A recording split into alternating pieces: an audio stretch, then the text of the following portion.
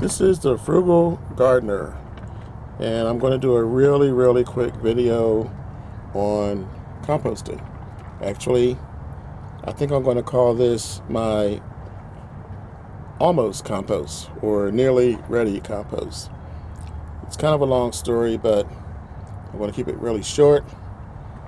I started this about a year ago.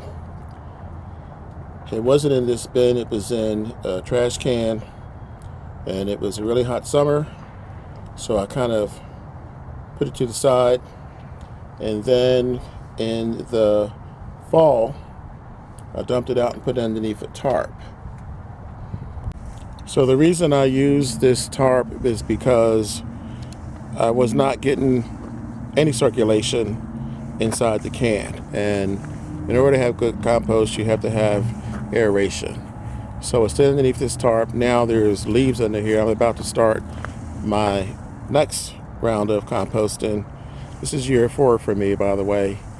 So I would have to take the tarp off every now and then and stir it around, add air to it, add water to it.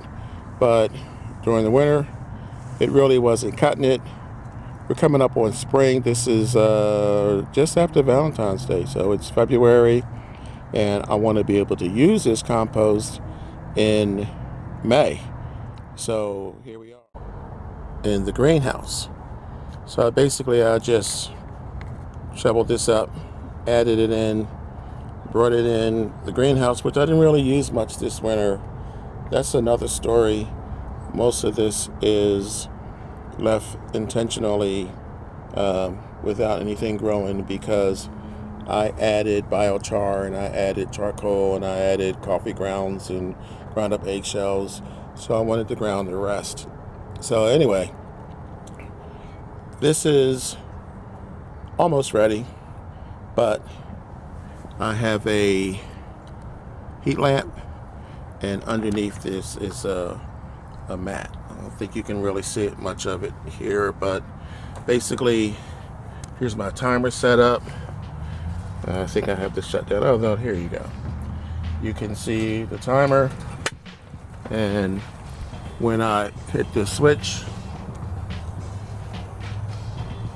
the timer will come on around 11, shuts off around 7. And I did this method last year, but instead of having it in a bin, I just dumped it over here.